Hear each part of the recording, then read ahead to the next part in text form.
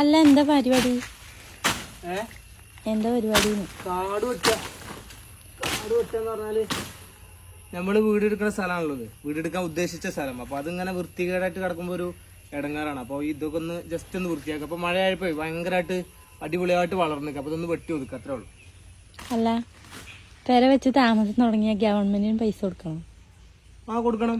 അഥവാ 10 ലക്ഷം രൂപ നിർമ്മാണ ചെലവുള്ള വീടിന് 1% കൊടുക്കണം. അഥവാ 10 ലക്ഷം എന്ന് പറയുമ്പോൾ അതിന്റെ 1% എന്ന് പറയുമ്പോൾ 10,000 രൂപ കൊടുക്കണം. ഒരു ന്യൂസ് ഉണ്ടായിരുന്നു, നമ്മളെ പഞ്ചായത്തിൽ തന്നെ ഒരു വാർഡില് 2-3 ആളുകൾ വന്നിട്ടുണ്ട്. അവര് പാലക്കാട് ജില്ലാ കളക്ടറേറ്റിൽ പോയിട്ട് അവർ അടച്ചിട്ടുമുണ്ട്.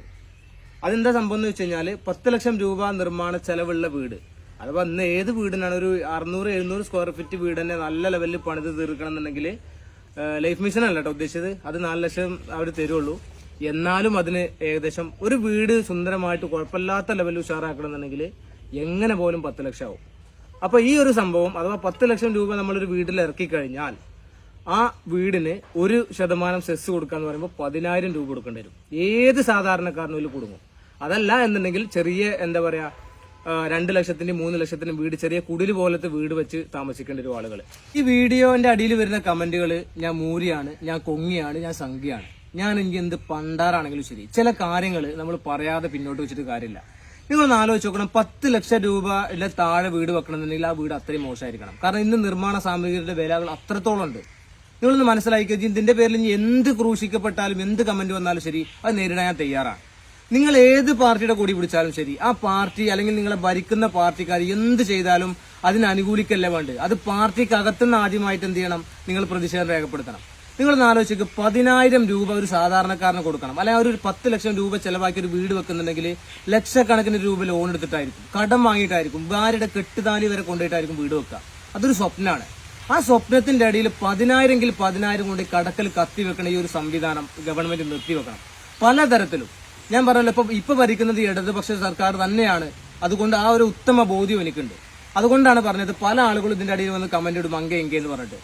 ഈ ഒരു നിങ്ങളൊന്ന് ആലോചിച്ചോക്കണം, ഒരു സാധാരണ ഞാൻ നേരത്തെ പറഞ്ഞു 10,000 രൂപ എന്ന് പറഞ്ഞാൽ ഒരു പക്ഷേ അദ്ദേഹം എടുത്ത ലോണിന്റെ മാസത്തിൽ 2 ഗഡു അടക്കാം, 2 മാസം 2 ഗഡു അടക്കാം. ഇതാണ് സർക്കാരിന് വെറുതെ കൊണ്ടുപോയി 10,000 രൂപ കൊടുക്കണം. നിങ്ങളൊന്ന് ആലോചിക്കുക, എത്രത്തോളം ജനങ്ങള് ഇത് കാണുന്ന ജനങ്ങൾ ഒരു കാര്യം മനസ്സിലാക്കണം. നമ്മളെ ചെലവ് കൊണ്ട് അല്ലെങ്കിൽ പാവപ്പെട്ടവന്റെ പൈസ കൊണ്ടാണ് സർക്കാർ ജീവിക്കുന്നത്. ഇനി സർക്കാരിന് ഫണ്ടില്ല അല്ലെങ്കിൽ സർക്കാരിന് വിഷയങ്ങൾ ചെയ്യുന്നുണ്ടെങ്കിൽ, ഇതിനു മുമ്പ് ഞാനൊരു വീഡിയോ ഇട്ടിരുന്നു, മുൻകഴിഞ്ഞ MLA അവർക്ക് കൊടുക്കണ പെൻഷൻ ഒഴിവാക്കണം, മുൻകഴിഞ്ഞ മന്ത്രിമാര് അവർക്ക് കൊടുക്കണ പെൻഷൻ ഒഴിവാക്കണം. കാരണം ഒരു ജനപ്രതിനിധി പറഞ്ഞാൽ അദ്ദേഹം ലൈം ലൈറ്റിൽ നിൽക്കുന്ന സമയത്ത്, ലൈവായിട്ട് നിൽക്കുന്ന സമയത്ത് കൊടുക്കണുള്ളൂ ഈ സർക്കാരിന്റെ ആനുകൂല്യങ്ങളൊക്കെ. അത് കഴിഞ്ഞവരൊക്കെ എന്തിനാ കൊടുക്കണം? അത് കഴിഞ്ഞ ഒരു MLA ഞാനൊക്കെ സെയിമാണ്, അദ്ദേഹത്തിന്റെ പേരിന്റെ ബാക്കിൽ ഒരു XMLA വരും, അത്രേ ഉള്ളൂ.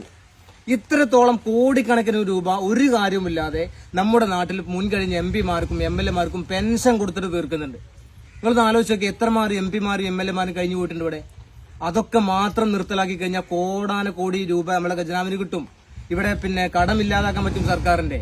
അല്ലാതെ ഇത് പാവപ്പെട്ടവന് വീട് വെക്കുമ്പോൾ അതിന്റെ കൗത്തിൽ കൊണ്ടുപോയി കത്തി വെക്കുക, അല്ലാന്നുണ്ടെങ്കിൽ നിർമ്മാണ ചെലവ് കൂട്ടുക. നിങ്ങളൊന്ന് ആലോചിച്ചൊക്കെ, ലക്ഷക്കണക്കിനും കോടിക്കണക്കിനും രൂപയാണ് അനധികൃതമായിട്ട് സർക്കാരുകൾ പിരിച്ചുണ്ടാക്കുന്നത് നമ്മളെ ഭാഗത്തുനിന്ന്. ഇത് പറഞ്ഞു കഴിഞ്ഞാൽ പാർട്ടിക്കെതിരെ പറഞ്ഞാൽ നമ്മൾ കുടുങ്ങി. നിങ്ങൾ മനസ്സിലാക്കണം, ഇത് പാർട്ടിക്കെതിരെ പറഞ്ഞാൽ നമ്മൾ കുടുങ്ങി, നമ്മളെ വീട്ടിൽ കൊടികുത്തും, അല്ലെങ്കിൽ നമ്മളെ വീടിന്റെ അടിയിൽ കമന്റ് ചെയ്യും, നമ്മളെ ബാൻ ചെയ്യും, പലതരത്തിലുള്ള പ്രശ്നങ്ങൾ ഉണ്ടാവും. അപ്പോൾ നമ്മൾ മനസ്സിലാക്കണം, കാരണം നമ്മുടെ ചെലവ് കൊണ്ടാണ് ഇപ്പൊ ഗവൺമെന്റ് ജീവിച്ചു പോകുന്ന ലെവലിലാണ്. ഇനി നേരെ മറിച്ച് നിങ്ങളൊന്ന് ആലോചിച്ചു, ഒരു വീട് വെച്ച് ഉദ്ഘാടനം കഴിഞ്ഞ് കുടിയിരിക്കൽ കഴിഞ്ഞാൽ അതിന്റെ കാര്യങ്ങളും എന്റെ രേഖയും നിർമ്മാണ ചെലവൊക്കെ കൊണ്ടുപോയിട്ട് പഞ്ചായത്തിൽ കൊണ്ടുകഴിഞ്ഞാൽ 10,000 ഇങ്ങോട്ട് കിട്ടുന്ന ഒരു സംവിധാനമാണെങ്കിൽ ഒന്ന് ആലോചിച്ച് നോക്കി. അതാണ് സർക്കാരുകൾ, അങ്ങനെ ആയിരിക്കണം സർക്കാരുകൾ. ഇപ്പോ ഭരിക്കുന്നത് ഇടതുപക്ഷ സർക്കാരാണ്. ഒരുപാട് ജനദ്രോഹ നയങ്ങൾ നിങ്ങൾ ചെയ്തുകൊണ്ടിരിക്കുന്നതിന് വ്യക്തമായിട്ട് നമുക്ക് എല്ലാവർക്കും അറിയാം. മനസ്സിലായി. ഇപ്പൊ കഴിഞ്ഞ ലോക്സഭാ തെരഞ്ഞെടുപ്പിൽ നിങ്ങൾ പൊട്ടി പാളിസായി. അതിന്റെ കാരണം നോക്കി നടക്കാണ് പാർട്ടി. ഇതൊക്കെ തന്നെയാണ് കാരണം. അപ്പൊ ഇതൊന്നും ഞാൻ പറഞ്ഞത് രാഷ്ട്രീയം പറഞ്ഞത് കൊണ്ടല്ല. ഞാൻ പറഞ്ഞല്ലോ, പാവപ്പെട്ടവന്റെ കൗത്തിൽ കത്തിവെച്ച് കഴിഞ്ഞാൽ അവരത് പ്രതികരിക്കും പലതരത്തിൽ. പ്രത്യേകിച്ച് ജനങ്ങൾ രാഷ്ട്രീയക്കാരോടും ഗവൺമെന്റിനോടും പ്രതികരിക്കുക വോട്ടിംഗ് ലെവലിലാണ്. അപ്പൊ നിങ്ങൾ നല്ല ലെവലിൽ ചിന്തിക്കുക, പാവപ്പെട്ടവരെ ബുദ്ധിമുട്ടാക്കാതിരിക്കുക എന്നുള്ളതാണ്. എല്ലാ കാര്യങ്ങൾ പറയാൻ ഒരു പേടിയും പറയണ്ട, ഭയം വേണ്ട. നമ്മളെന്തിനാ നമ്മുടെ നാട്ടില് ഈ ഇത് കൊടുത്ത് ജീവിക്കുന്ന ആളുകളല്ലേ, എന്തിനാ നമ്മൾ പേടിക്കണത്? അപ്പൊ നല്ലത് ചിന്തിക്കുക, നല്ലത് മാത്രം വരിക. സർക്കാരുകളെ പാവപ്പെട്ടവരെ കൊല്ലാതിരിക്കൂ പ്ലീസ്.